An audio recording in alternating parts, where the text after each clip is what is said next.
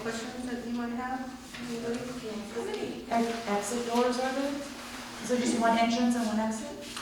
Oh, I was, Oh. yeah, I'll address that real quick. Hold on, did she ask me something? It's she asked about the entrance and exit. Oh. Or go ahead. Yes.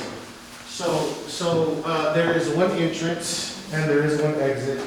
The entrance is gonna be where the sign where it says NOS is, that would be the entrance. And once everything is paved and the lines are painted, it'll make more sense.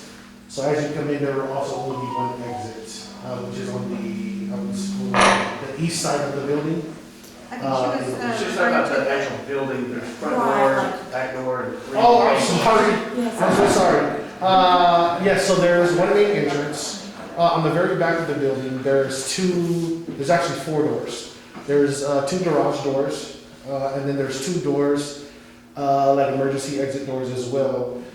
So in the middle of the building, as you walk in, like Mr. May said, down the middle is where all the office spaces are, which that's what separates the 2 sides, the batting tunnels and the training side. On the one side of that 500 square feet where the offices are, there's an exit on this side of it. On the other side of it, there's another exit. So it looks identical on both sides. The only thing splitting it is the offices and the restrooms. Kind of separates the 2 sides, but the 2 sides are identical.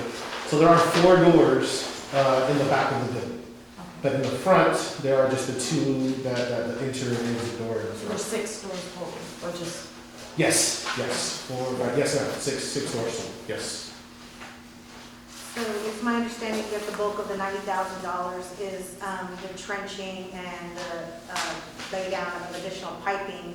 And from the installation inside the building for all the sprinkler systems, yes, yes. But the bulk of the cost may be the I think it was about 2/3 outside and then 1/3 inside. So like 60,000 from the road. You have to have a very backflow or something prevention, and then you have something at the front of the building. But then the inside installation was about 30 to maybe 35,000 or something like that. Sounds about standard. The last one I looked at for personal reasons was like 70,000, and it was quite a bit smaller than that. So it sounds about, from what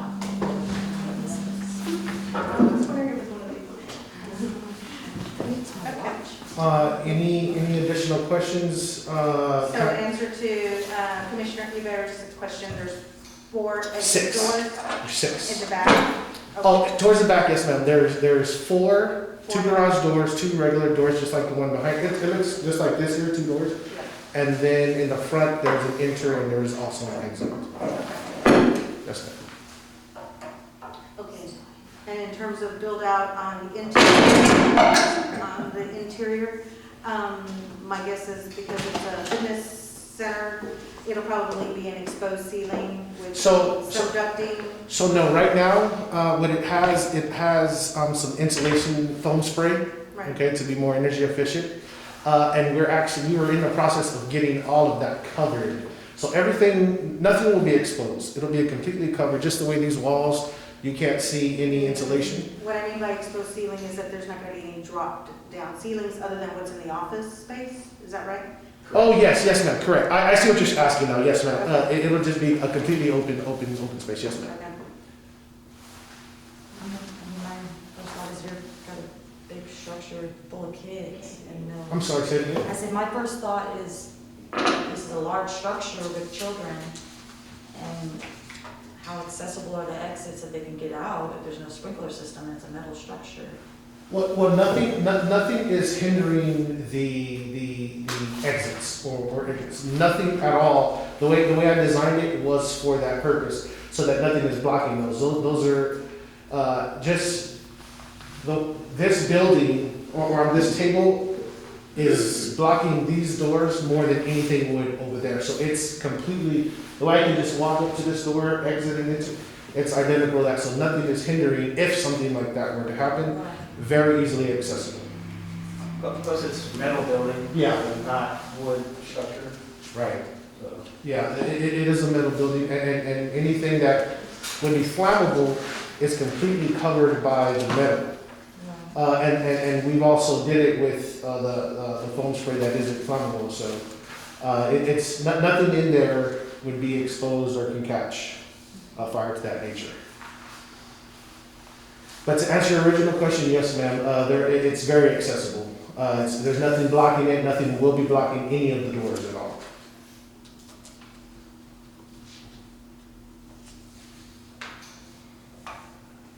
Okay, and then just, sorry, No, go ahead. just a question. In the city of San Antonio, what is the requirement for sprinkler systems again? I think Mr. May can answer that. I didn't verify myself, but I heard it was 12,000, so I'm not 100% sure. Oh, the square footage of the building? Had the requirement for San Antonio? Yes, I believe it's 12,000 square feet, yes, yes.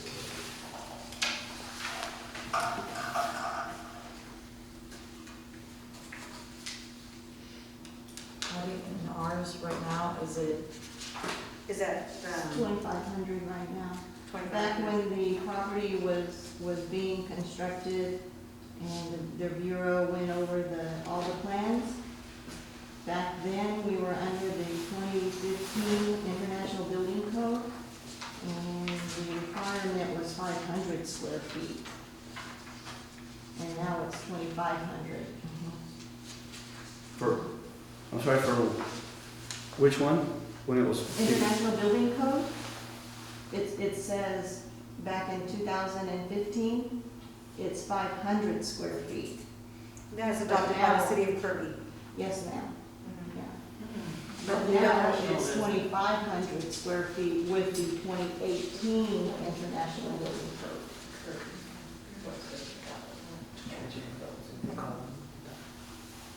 Okay, and just to speak to, I guess my knowledge is just that it wouldn't ever make sense to install a sprinkler system for a building that is 2,500 square feet.